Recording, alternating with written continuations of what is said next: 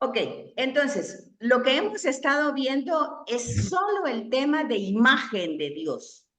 Y para imagen de Dios, acuérdense que les había dicho hace 8 días que estamos en una teología sistemática.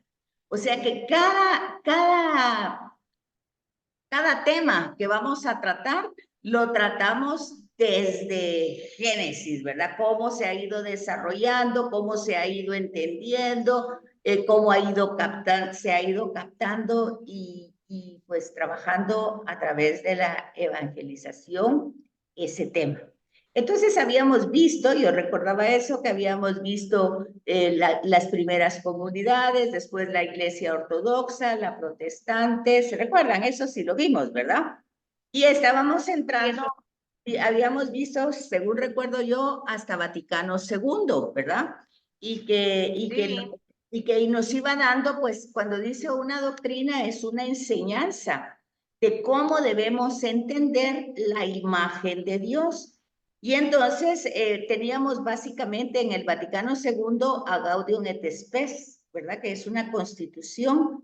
Y acuérdense que la palabra constitución es como cuando decimos la constitución de Guatemala y que la democracia y que hay que mantenerla. Pues exactamente en la iglesia, las constituciones que están en Vaticano II son para tomarlas en cuenta y tenerlas presentes sobre la doctrina de la iglesia. Y entonces, Vaticano II nos dice, ¿verdad?, que la imagen está en el hombre en cuanto que el hombre ha sido creado por Dios. O sea, la imagen está en el ser humano. Hombre como genérico, ¿verdad? Y que tiene la capacidad de conocer y amar a su creador, porque Él lo hizo. Está hecho por el Señor de la creación visible y que su objeto, su razón de ser del hombre es pues gobernar, administrar la creación y usarla para glorificar a Dios. O sea, el Vaticano II nos pone muy claramente cuál es nuestra meta, ¿verdad? Todo cuanto tenemos lo administramos, sabemos que no nos pertenece y es para glorificar a Dios. Dice que esta imagen por el pecado queda disminuida. Entonces aquí estamos en Gaudium et Spes 12, Gaudium et Spes 13, luego se pasaba al 22, dice que por Cristo, por méritos de Cristo, esta imagen es restituida como capacidad. Fíjese qué es lo que hace Cristo. Entonces, nos capacita para cumplir la ley del amor. O sea que entendemos que no podemos hacerlo. Somos limitados, eso ya lo vimos varias veces, contingentes, bueno, eso ya lo vimos desde Tomás de Aquino y ya hemos visto nuestra realidad. Entonces somos personas necesitadas. Cristo ha restituido esa imagen, pero nosotros tenemos que, pues, como abrirnos a esos méritos de Cristo y trabajar, ¿verdad? Para vivir la nueva ley del amor. Y luego, esa perfección de la imagen resplandece en Cristo. En Cristo resplandece esa imagen.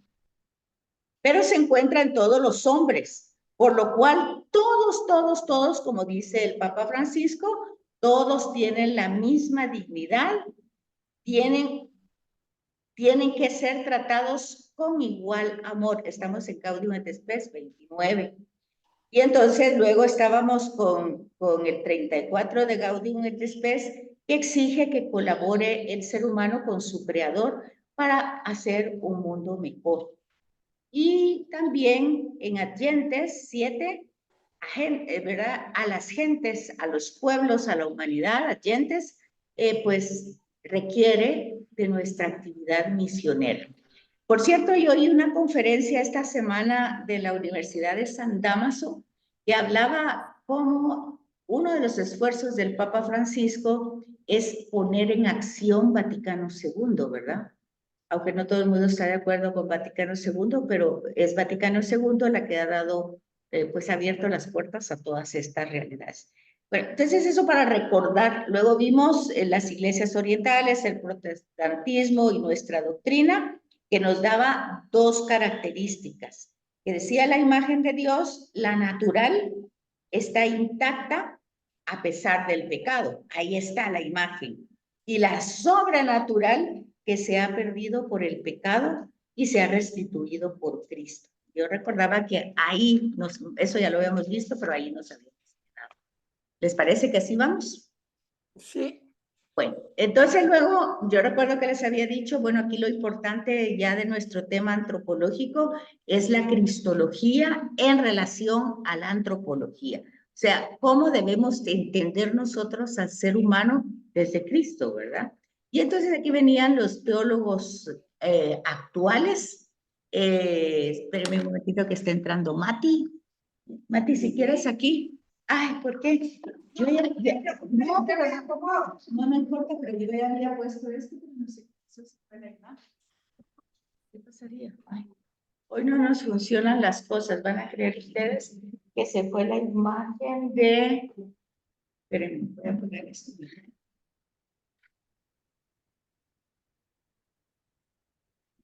No sé, se fue la imagen de aquí, si quieres ponte aquí, Mati. Bueno, entonces estábamos hablando que entre estos teólogos actuales está Karl Barth, y él dice, hablando siempre de la imagen en relación al ser humano, que la palabra de Dios nos dice quién es Dios y quién es el hombre. O sea, no solamente por esa palabra revelada, nosotros conocemos a Dios, también nos conocemos a nosotros mismos.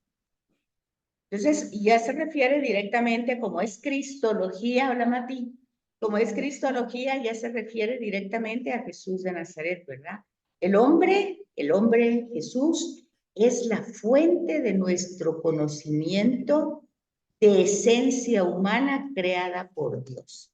Entonces, él ya entra realmente en una forma como específica, cómo se va a ir desarrollando, va a ir desarrollando algunas ideas sobre esta doctrina y algunos puntos principales que nos van aclarando. ¿Quién y qué es el hombre? Eso primero se nos dice en la Biblia. Luego, en la medida en que el hombre Jesús es la palabra reveladora de Dios, es la fuente de nuestro conocimiento de la esencia humana creada por Dios. Aquí lo tienen, ¿verdad? El hombre Jesús es la fuente de nuestro conocimiento de la ciencia humana creada por Dios.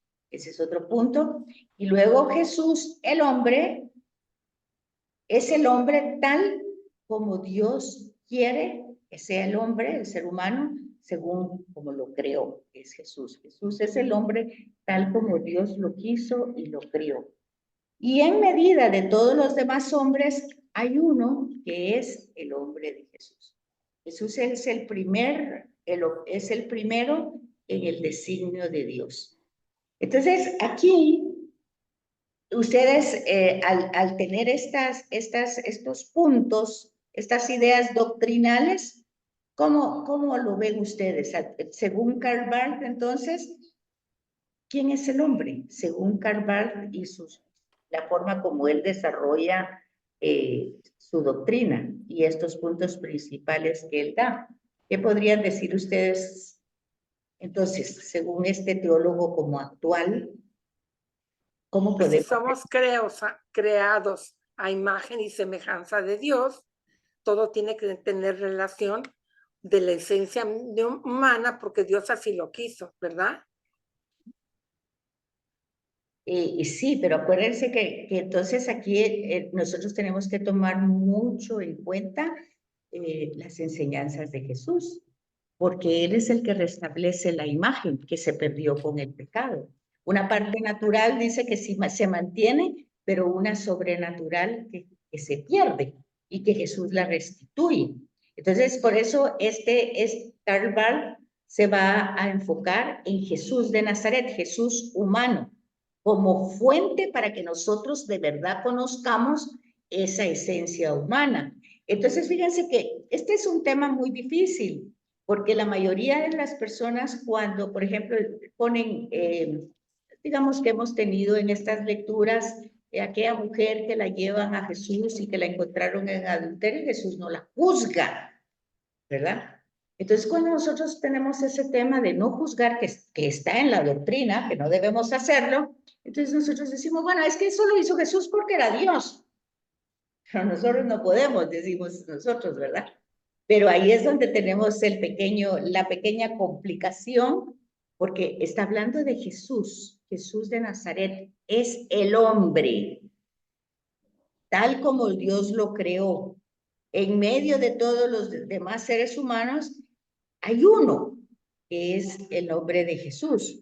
Y entonces nosotros tenemos que ir fijándonos que cuando nosotros estamos hablando muchas veces de que lo hace porque es Dios, pues en la doctrina estamos equivocados, ¿o no? ¿Qué piensan ustedes? Yo creo que como si hablamos de Jesús como hombre, nosotros vamos a tratar de imitar ese hombre, pero no podemos igualarnos desde el punto de vista divino, porque Jesús no pierde su divinidad, por eso. Pero Él nos dejó su espíritu para que nosotros podamos tener, o el espíritu del resucitado es menos que el resucitado. No, pero creo que siempre ahí va a haber alguna diferencia. Bueno, entonces hay que cuestionarse qué imagen nosotros tenemos de Jesús, si prevalece su divinidad y de alguna manera nosotros mutilamos su humanidad, ¿verdad? Porque no podríamos, no tendríamos, porque si mutilamos la humanidad de alguna manera, entonces resulta que no murió, que no nos rescató, que no resucitó, sino que entonces es otro ente que no es hombre, es más Dios que hombre. Y ese es un tema mitológico, ¿verdad? No es nuestra doctrina católica. Ah, no, porque como hombre es como lo tenemos nosotros como un ejemplo. Ahí está. Ahí quedémonos. Es un ejemplo a seguir, punto. Como hombre, aquí lo dice, Jesús es el hombre tal como Dios lo quiso y lo creó. Él es la imagen perfecta de lo que tiene que ser un ser humano. En medio de todos los demás hombres hay uno, que es el hombre Jesús. Fíjense que hace énfasis en el hombre, o sea, en la humanidad. Y Jesús es el primero en el designio de Dios humanamente pensado. Entonces, hay mucho, es porque estamos viendo antropología, y antropología es justamente el hombre. Entonces, hay que fijarse en esta referencia. No sé si tienen dudas, preguntas o algo a complementar ahí. ¿No? Después tenemos a von Balthasar, que él tiene pues enfoques similares, pero pone distintos relieves, ¿verdad? Pone de relieve cómo, aquí lo tienen, la revelación presupone la criatura, pero no de tal modo que ésta quede constituida en el acto de la revelación misma. Permítame. Esta le da un último sentido, pero no quitándole su sentido propio y primero. Aunque la naturaleza exista para la gracia y con vista a ella, el orden de la creación no se deduce de la revelación ni de la gracia. Esto es más filosófico, ¿lo logran captar? No, no entendí nada. Ok, entonces, Más confuso. von Balthasar pone de relieve, o sea, él hace como ciertas diferencias, como la revelación presupone la criatura, es decir, cuando la criatura, o sea, la creación, cuando el ser humano, pues ya existe en la realidad histórica, la revelación, pues ha dicho que es el creador, el que ya la tiene pues digamos que en la mente o que al principio no es cuando creó, sino ya está ahí desde de alguna manera presupone, o sea, es algo que está antes de lo realizado, ¿verdad? De la criatura, pero no del modo que constituye el acto de la revelación misma, no como lo está contando la misma revelación, porque es que la misma revelación lo está haciendo a través de un himno, de una forma literaria, Entonces nadie vio cómo fue la creación al principio, nadie sabe. Esa es una reflexión teológica. Entonces se presupone que esa obra creadora de Dios pues está en su realidad divina desde siempre. Igual la imagen de la humanidad en Cristo está desde siempre. O sea, Cristo no existe en el sentido a causa del pecado o de la falta del ser humano, sino en la realidad de Dios existe esa realidad trina, familiar, comunicativa entre el Dios trino. Es que acuérdense que dijimos que en la Biblia un principio no quiere decir un inicio, sino que un principio quiere decir desde siempre. Porque acuérdense que Dios no tiene principio ni tiene fin. En Dios no hay tiempo, pues. Eso lo vimos en Dios trino, ¿sí? ¿De acuerdo? Entonces, cuando está hablando de revelación, lo que a nosotros nos llega escrito, ¿verdad? Es de la revelación, pero las cosas fueron, o sea, hay límites, pues, en la forma de transmitir ese mensaje, porque humanamente, decíamos en el curso anterior, nosotros no tenemos idea de eternidad, de omnisciencia. Nosotros conocemos las palabras, pero esa realidad nosotros no la experimentamos. La realidad de Dios no la experimentamos en toda su forma de ser, toda su dimensión absoluta, ¿verdad? Entonces dice que o sea, la revelación, le da un último sentido, pero no quitándole su sentido propio y primero. O sea, le da un sentido para que nosotros podamos comprenderlo, pero nosotros tenemos que entender que no es como así nos está narrando, porque esa narración es una reflexión, y es una reflexión teológica de cómo fueron los principios. Entonces Génesis 1 es un himno, y acuérdense que vimos cuando estudiamos eso, que ese himno fue elaborado 500 años antes de Cristo, o sea, en el periodo del exilio. Entonces es una reflexión muy posterior que alaba el poder creador de Dios y de la criatura, pero lo hace con una reflexión, pues, en las circunstancias que están viviendo, tiene la finalidad de darle esperanza a un pueblo que ha perdido todo tipo de dimensión religiosa, política, social, económica, porque están en el exilio, están en Babilonia, perdieron la tierra, perdieron su religión, perdieron el templo, están dominados por Babilonia. ¿Qué tienen? No tienen nada. Ya no tienen la tierra, que era una promesa, ya no tienen la alianza de Dios. Entonces, Génesis 1 tiene la finalidad de darle al ser humano, acuérdense lo que dijimos al principio de esto hoy, que nosotros conocemos a través de la escritura a Dios, pero también al ser humano. Entonces, aquí tenemos en Génesis 1 un ser humano desconcertado. Perdió todo. ¿Cómo pasó? Si Dios nos prometió la tierra, nos prometió un pueblo, nos prometió pues un gobierno, ¿qué pasó? Ya no tenemos nada, no tenemos el templo, no tenemos rey, estamos perdidos. Entonces Génesis 1 intenta que se recuerden la memoria histórica. No, Dios no cambia de opinión. Dios prometió, Dios sigue en esa promesa. Dios hizo una alianza, Dios sigue en esa alianza.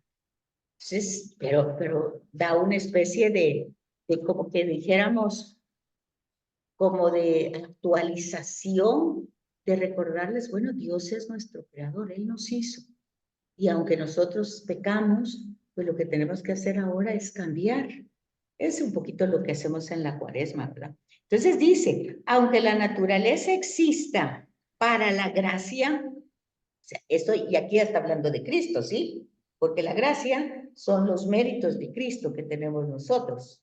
O sea, cuando nosotros estudiamos el Tratado de la Gracia, nosotros estamos estudiando todo lo que nosotros adquirimos gracias a Cristo, por méritos de Cristo. Es decir, nosotros podemos llamar a Dios Padre y Creador y todo eso por Cristo.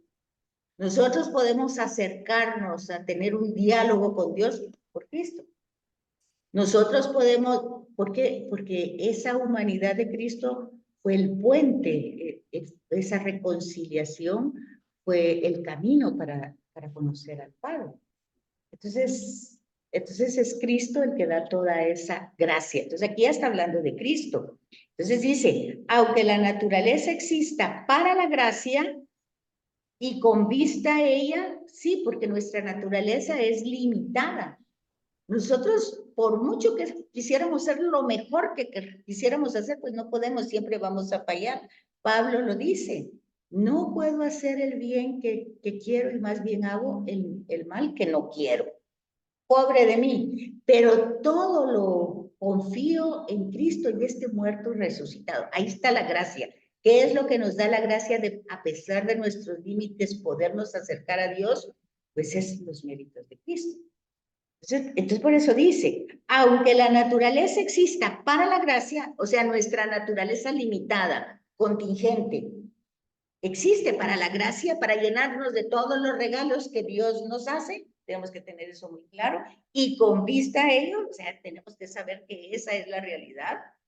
El orden de la creación no se deduce de la revelación ni de la gracia. O sea, el hecho de que Dios haya creado todo el cosmos y al ser humano, eso no lo vamos a entender ni por los méritos de Cristo, que son la gracia, ni por la revelación, que es lo que nos llega en la Escritura. Porque hay un límite para transmitir esa realidad.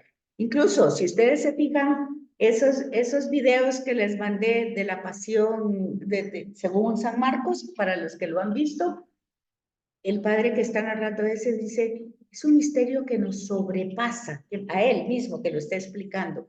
Esto me sobrepasa y trato de explicarlo con temor y temblor, dice él. Y si no comprendo ese misterio de amor de Cristo, mejor tengo que callarme, dice, porque ¿para qué voy a confundir a alguien si no lo entiendo bien? Pero esto es un tema más bien filosófico de von Balthasar, que nos va diciendo que nuestra limitación. Sí, Susi. Susi. Espérate, es que estaba aquí mi marido, le dije que se hiciera silencio. Mira, hay algo que no entiendo. La revelación presupone la creación, pero no de tal modo que ésta quede constituida en el acto de la revelación misma. ¿Qué entiendes por el acto de la revelación? Génesis 1. El acto de la revelación es lo que, acuérdense, cuando nosotros estudiamos revelación e inspiración, lo que nosotros vemos es que Dios quiere darse a conocer, sí, darse a conocer, pero obviamente tal vez nosotros quisiéramos conocer todos los detalles y resulta que no tenemos todos los detalles.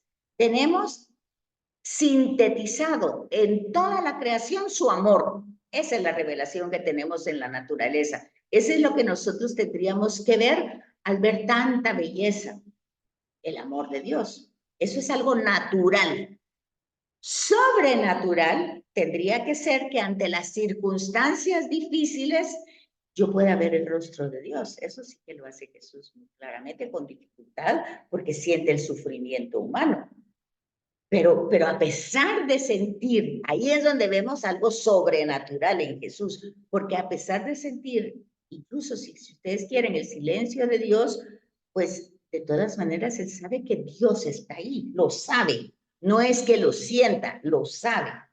Entonces, eso ya es un poquito, un pasito más, mucho más grande que esto de generalmente nosotros fallamos, porque a nosotros nos ganan las circunstancias, nos ganan los temas difíciles que a veces estamos viendo.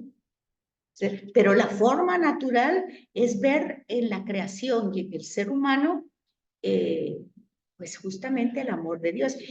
Como les decía la vez pasada, a mí me impresiona mucho el diálogo de Pilato y Jesús, cuando Pilato, pues con toda la autoridad romana y todo, pues todo el poderío que él tenía, como, pues en su papel ahí de representante del César, le dice a Jesús, y tú a mí no me contestas sabiendo que en mis manos está el salvarte la vida.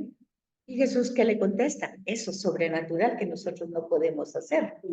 Tú no tendrías poder sobre mí si mi Padre no te lo hubiera dado. Fíjense que ustedes hoy en eso dicen, es increíble llegar a esa dimensión de comprensión y de aceptación y de conocimiento de Dios. Para nosotros es imposible, pero eso también se lo plantearon los apóstoles muchas veces. ¿Cómo puede entonces el hombre salvarse? ¿Y qué contesta Jesús?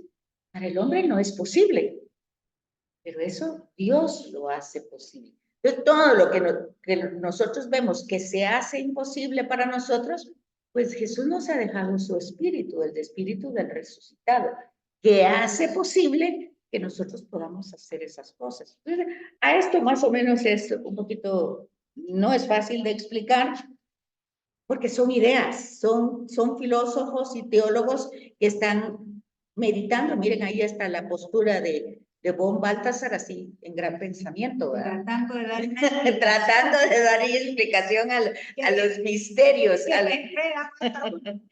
Bueno, pues espero que no se enreden más, sino que bueno que veamos ahí. Entonces dice, conocimientos sobre el hombre previos al encuentro con Cristo carezcan de significado. Ambos proceden de Dios. Veamos aquí. Dice, el orden de la creación no se deduce de la gracia, no se deduce de la revelación ni de la gracia.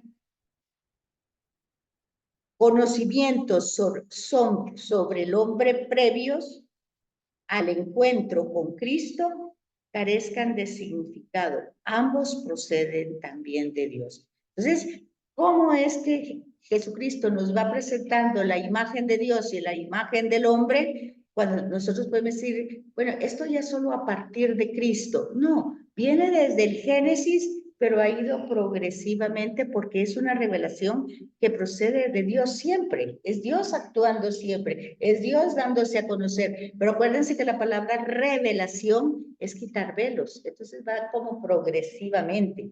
Y eso no ha terminado, sino que sigue en cada generación, sigue actualizándose esa reflexión y a eso se le llama pues teología, ¿verdad? Entonces, según Rahner, no es la antropología la que últimamente determina la cristología, sino al revés. Entonces, es la cristología la que da la razón de lo que es el hombre, no el hombre el que hace la cristología. No es el hombre con su razonamiento que descubre quién es Cristo y quién es el hombre, no es eso. Es Cristo con su enseñanza quien nos descubre quién es Dios, quién es Él y quiénes somos nosotros. Entonces, es la cristología la que va determinando quién es el hombre. Solo en Jesús tenemos la visión adecuada del hombre, sin que ello quiera decir que los conocimientos sobre el hombre previos al encuentro de Cristo carezcan de significado. Ambos proceden también de Dios. Entonces, está más claro que el anterior. Bueno, Rahner va más cerca con nosotros, ¿verdad? Y aquí vemos entonces con la venida de Jesús.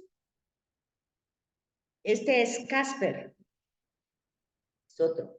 Entonces, trata de definir al hombre como una esencia abierta, que en Cristo recibe una concreta determinación de contenidos. Entonces, con la venida de Jesús al mundo, el hombre recibe en la gracia la plenitud de la naturaleza. O sea, esa naturaleza caduca, limitada que tenemos, con Cristo tenemos la plenitud. O sea, Mati, que podemos alcanzar, de hecho, tenemos a los grandes héroes, un Francisco de Asís, una Teresa de Ávila, bueno, todos los santos, estos santones grandotes, unos grandes héroes, pues vemos que han recibido, pues se han abierto a esa gracia y han permitido llegar a la plenitud en su naturaleza humana, ¿verdad? Porque de eso se trata. El problema es cuando nosotros pensamos y nos quedamos en las personas, pues, ay, pues es Teresa, pero Teresa lo decía perfectamente bien. Dice que ella tenía muy mal carácter y cuando las novicias o las religiosas la veían a ella con todo su mal carácter, pues ella decía, pues ustedes no se tienen que escandalizar. Si ustedes ven que estoy haciendo todo mal, pues es la Teresa cualquiera que hace todo mal. Pero cuando ven que estoy haciendo, entonces en ese momento pidan la gracia, que yo me abra esa gracia.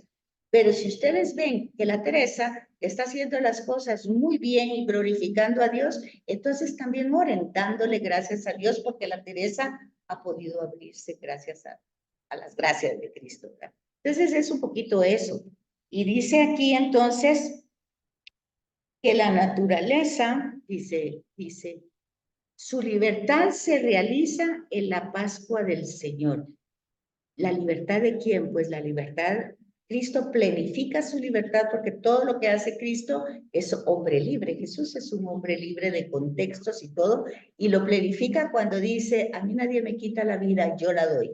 Es un hombre libre que sabe lo que hace, que sabe que la pasión y la muerte forma parte de su misión desde siempre, pero también ahí nos da esa libertad a nosotros. Esa fiesta que nosotros celebramos, la Pascua, que empieza con la pasión y la muerte y resurrección de Jesús, pues es justamente esto, la plenitud de la libertad que se realiza primero en Jesús y que luego libera. Ya en los evangelios encontramos eso, Jesús liberando de enfermedades, Jesús liberando de malos espíritus, Jesús liberando la religiosidad, Jesús liberando al ser humano.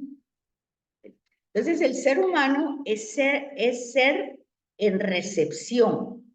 ¿Qué quiere decir? Estar abierto, recepción, de recibir. Entonces, si el ser humano no está receptivo, no está abierto a todas esas gracias, pues entonces tenemos un problema. Su libertad, que ha sido liberada en Cristo, llega a la plenitud en la obediencia, en la disponibilidad para el amor. Bueno, eso es cuando se está abierto a todas esas gracias y no ponemos delante de las circunstancias nuestro ego, nuestros prejuicios, nuestros criterios, o sea, todas las cosas que para nosotros son importantes, nuestra imagen, ¿verdad? Entonces, el ser humano, dice, es ser en recepción, o sea, tiene que estar abierto a todas esas gracias que por Cristo podemos recibir por méritos de Él.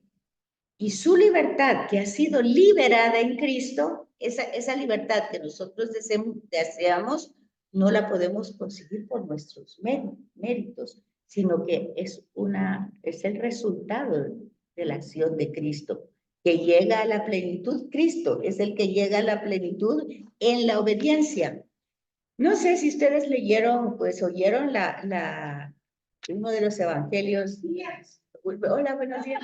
De la primera lectura de la carta a los Hebreos, que dice, Jesús aprendió en el sufrimiento a obedecer. Creo que está como en el capítulo 4 o el 5, ¿verdad? Jesús aprendió, eso está en la carta a los Hebreos. Entonces, esa plenitud que Jesús la realiza en su propia carne, pues nos la delegan para que estemos disponibles al amor. ¿Qué hora es? Todo esto es Casper. Todo esto es Casper. Este es otro personaje.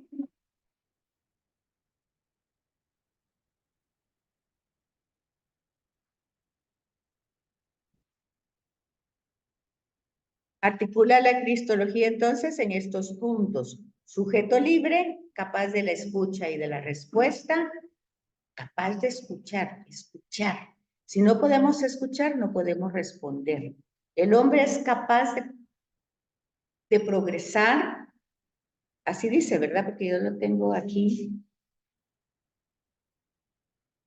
Sí, así dice. Sujeto libre para Sí, capaz de la se escucha. presupone al hombre en cuanto es capaz de progreso, a cuya esencia pertenece la novedad. O sea, lo novedoso de Cristo es justamente que podemos tener la capacidad de ir progresando internamente, tomando en serio el mensaje de la gracia, que es inseparable del mensaje del juicio.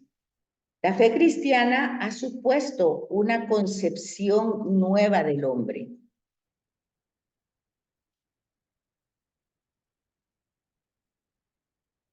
La novedad de Cristo, que supone la sustitución de toda forma anterior de ser hombre por una forma nueva. O sea, toda esta novedad de Cristo, y se usa la palabra novedad, porque en realidad nuevo no es porque viene desde el Antiguo Testamento, pero en Cristo se vuelve novedoso.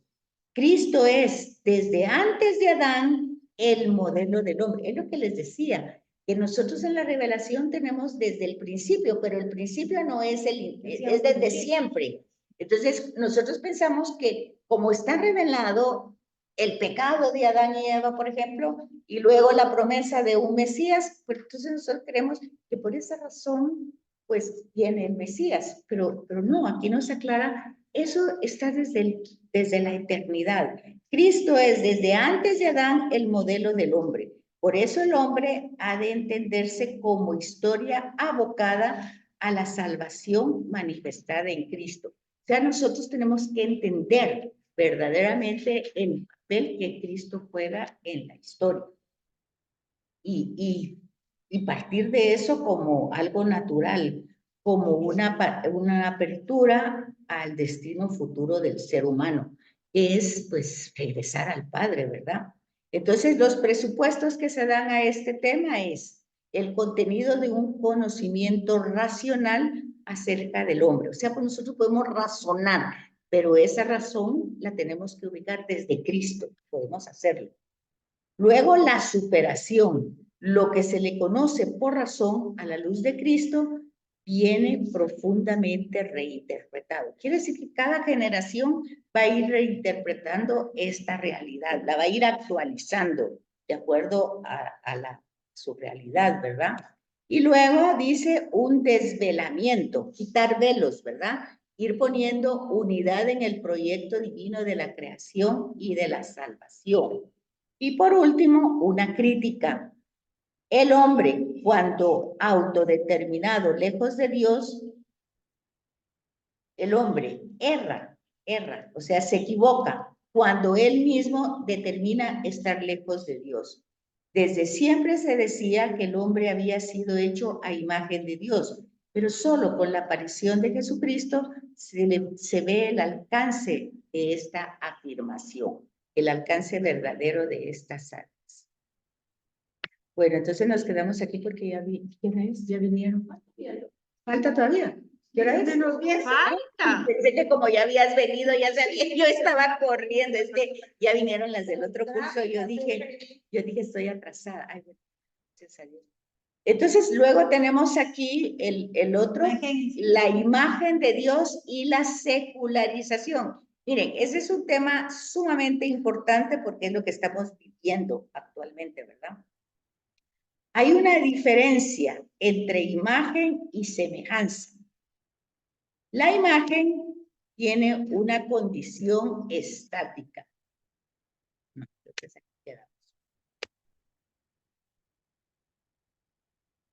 La imagen tiene una condición estática recibida en la creación. ¿Qué entienden con eso? La imagen tiene una condición estática. No cambia. Está ahí como firme, recibida desde la creación. O sea, esa no va a cambiar la imagen, hagamos lo que hagamos. Lo peor que podamos hacer en la vida, no perdemos la imagen de Dios. Fíjense, eso es precioso. Eso es precioso. La semejanza es una condición dinámica en el sentido que estamos llamados a ir adquiriendo la perfección del modelo divino. Entonces ustedes aquí ya pueden sacar una conclusión. Jesús no viene a restituir la imagen de Dios, sino lo que no podemos alcanzar, que es la semejanza. Porque la imagen es estática, se mantiene siempre. ¿Vamos o no vamos? Sí. La imagen es la misma, la semejanza es la que se pierde, ¿verdad? La imagen sí, está ahí siempre. Se ama, y ahí es donde, por ejemplo, No es posible que nosotros, y ahí es donde nosotros podemos captar por qué Jesús no condena A las ni a todos los que lo entregaron, lo crucificaron, lo bofetearon, a nadie condena. Porque perdónalos porque no saben lo que hacen, no saben que son imagen tuya, no saben que tu imagen está en ellos, no lo saben, no lo entienden. Entonces, perdónalos, no saben, son ignorantes, no saben. Entonces, eso es la imagen, pero él viene a restituir la semejanza. Por eso es tan importante que no digamos, él porque era Dios. Él hacía esas cosas porque era Dios. Porque entonces no logra restituir la imagen del hombre. Es importante entender la humanidad de Jesús, por eso. La imagen dada de una vez para siempre es base desde la que el hombre se ha de asemejar cada vez más a Dios. El hombre es imagen del verbo glorificado, o sea, de Jesús resucitado. El verbo glorificado es Jesús resucitado. Y si ustedes se fijan un poquito en el Evangelio, resulta que nosotros no seguimos a Jesús de Nazaret, nosotros seguimos a Jesús glorificado. Porque es Jesús resucitado el que dice, ¿verdad? El que quiera seguirme, confirma y dice, todos lo han abandonado, todos, ¿verdad? Jesús muere y está totalmente solo y en la cruz, ¿verdad? Y hay unas mujeres y todo. Pero él está solo, no están los apóstoles. En el Evangelio de Marcos es un centurión que lo reconoce como Mesías, como hijo de Dios. Verdaderamente este era el hijo de Dios. Bueno, pero luego el mensaje es, vayan a Galilea y ahí los voy a encontrar. Es el resucitado. Y el resucitado es el que da la misión. Vayan por todo el mundo.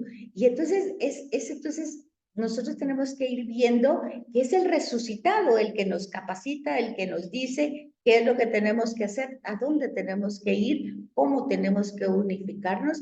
Y entonces el resucitado es el glorificado, ¿verdad? Ya es el que ha vencido la muerte, ya es el que nos va capacitando con su espíritu, que eso es hecho de los apóstoles. No es Pedro el que hace milagros, no, es el espíritu del resucitado en cada persona, no es Pablo, es el espíritu del resucitado en Pablo, en Pedro, en Esteban, cada uno de los personajes. Entonces, es esta imagen, el hombre es imagen del verbo glorificado, porque ya tenemos el modelo.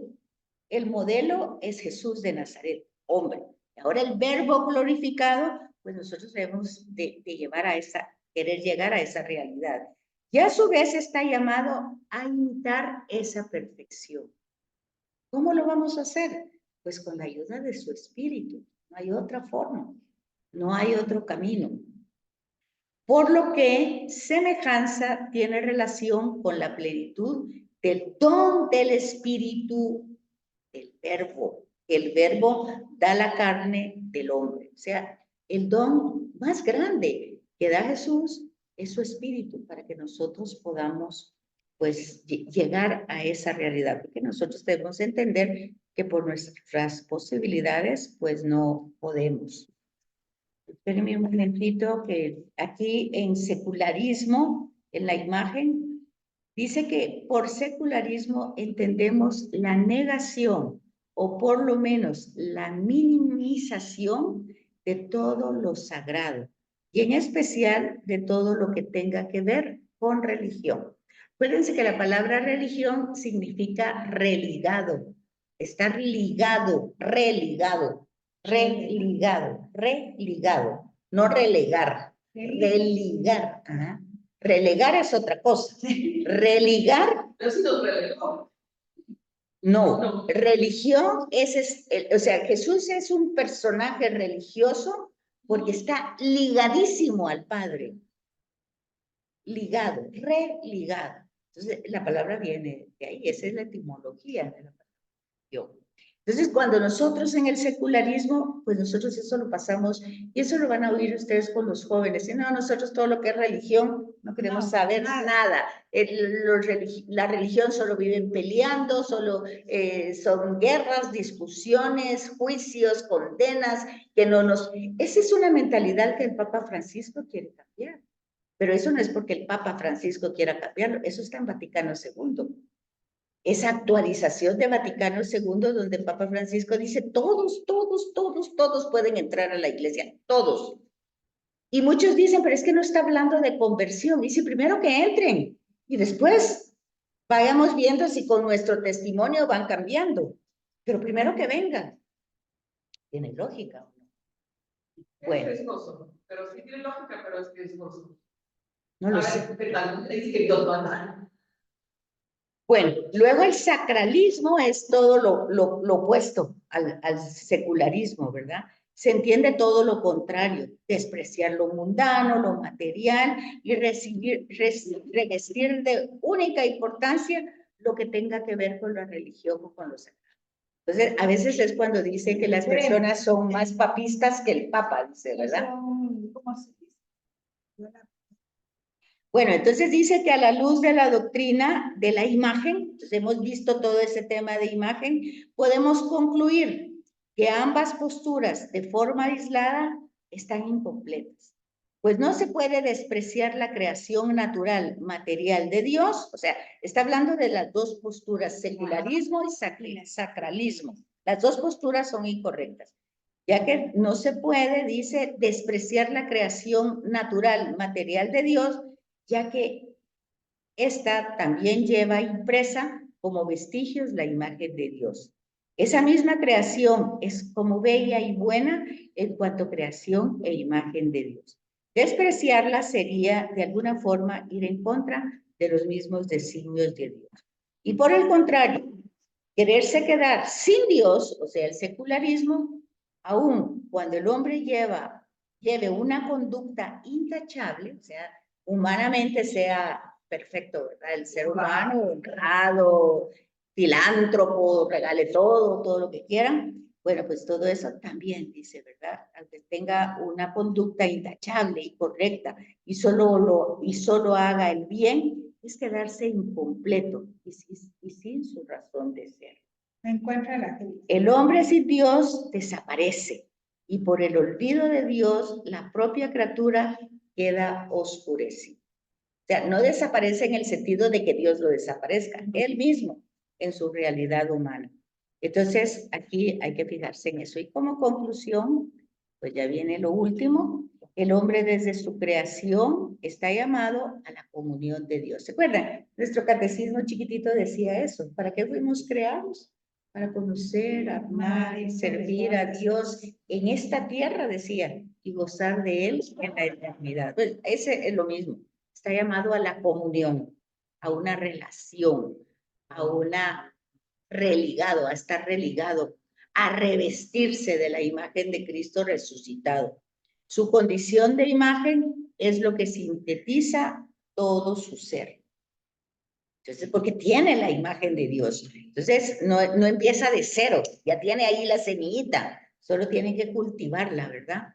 El hombre necesita de esa referencia a Dios en Cristo para realizarse como tal. O sea, somos necesitados, tremendamente necesitados si queremos ser seguidores, ¿verdad? De Cristo. Porque acuérdense que el domingo decía, ¿verdad? Cuando se hablaba del grano de trigo que hay que morir. Entonces, luego decía, el que quiera servirme, pues asuma las circunstancias difíciles de cada día, que son la cruz, ¿verdad? Todo lo difícil, muera a esas realidades, tome su cruz y siga. O sea, pero es para el servicio. Entonces, al menos eso decía el domingo. Y luego, lo que fundamenta la relación con Dios es nuestra condición de imágenes de Dios. O sea, eso que ya tenemos impregnado. Eso lo tenemos desde siempre. No lo perdemos. Aunque hagamos lo que hagamos, aunque hayamos matado, que no creamos, eso lo tenemos ahí. Lo tenemos todos los seres humanos. Vean eso y fíjense en la doctrina que el Papa Francisco trata de decir. Y van a encontrar una gran coherencia en relación al tema antropológico. ¿Quién es el hombre para el Papa Francisco? Pues obviamente, ¿quién es el hombre para Jesús de Nazaret? Eso es todo.